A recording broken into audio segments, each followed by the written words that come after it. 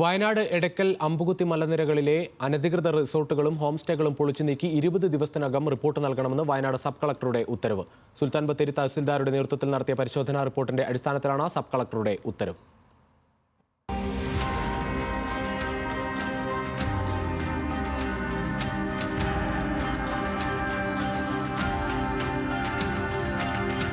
സെപ്റ്റംബറിൽ നടന്ന ജില്ലാ വികസന സമിതി യോഗ അജണ്ടയിൽ അമ്പുകുത്തി മലനിരകളിലെ അനധികൃത റിസോർട്ടുകളെക്കുറിച്ചുള്ള പരാതി ചർച്ചയായിരുന്നു. ഇതിന്റെ അടിസ്ഥാനത്തിൽ സബ് കളക്ടർ അന്വേഷണത്തിന് ഉത്തരവിട്ടു.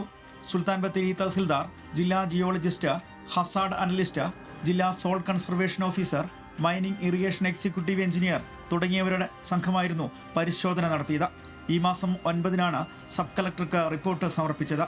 ഉരുൾപൊട്ടൽ സാധ്യതാ മേഖലകളിലും ഉയർന്ന അപകട മേഖലയിൽപ്പെടുന്ന 500 മീറ്റർ ബഫർ സോണിലുമാണ് റിസോർട്ടുകൾ പ്രവർത്തിക്കുന്നതെന്ന് കണ്ടെത്തി.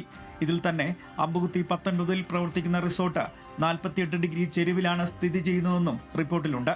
എടക്കൽ ഗുഹാനിരകൾക്ക് പോലും കേടുപാടുണ്ടാക്കുന്ന വിധത്തിൽ നിർമ്മാണ ഇടപെടലുകൾ മേഖലയിൽ നടക്കുന്നുവെന്ന പരിസ്ഥിതി പ്രവർത്തകരുടെ ആരോപണങ്ങൾക്കിടയ്ക്കാണ് സബ് കളക്ടറുടെ ഉത്തരവ്. ഇവിടുത്തെ കയ്യേറ്റങ്ങളിലും റിസോർട്ട് നിർമ്മാണത്തിലും റവന്യൂ ഡിപ്പാർട്ട്മെന്റിൽ നിന്നും റിട്ടയർ ചെയ്ത ഉന്നത തലത്തിലുള്ള ഉദ്യോഗസ്ഥന്മാരുടെ പങ്കാളിത്തം ഇതിൽ ഉണ്ട് എന്നുള്ളതാണ്. ഇപ്പോഴെങ്കിലും ഇത് പൊളിച്ചു മാറ്റാൻ ഒരു ഉത്തരവിട്ടത് ആശാവഹമാണ്. പക്ഷേ അത് എത്രമാത്രം ഈ ഉന്നതന്മാരുടെ ഇടയിൽ നടപ്പാവും എന്നുള്ള കാര്യത്തിൽ സംശയമുണ്ട്. മണ്ണിടിച്ചിൽ സാധ്യതാ മേഖലയിൽ സ്ഥിതി ചെയ്യുന്ന റിസോർട്ടുകളിൽ സ്വാഭാവിക നീർച്ചാൽ തടഞ്ഞുകൊണ്ടുള്ള നിരവധി കുളങ്ങൾ ഉള്ളതായും റിപ്പോർട്ടിൽ പറയുന്നുണ്ട്. ഉരുൾപൊട്ടൽ അപകടങ്ങൾ ഉണ്ടായാൽ താഴ്വാരത്തെ നിരവധി കുടുംബങ്ങൾക്ക് ഭീഷണിയാണെന്നും റിപ്പോർട്ടിൽ പരാമർശിക്കുന്നു.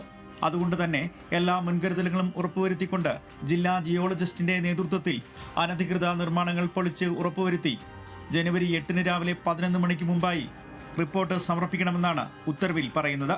രതീഷ് വാസുദേവൻ, ന്യൂസ് മലയാളം, വയനാട്.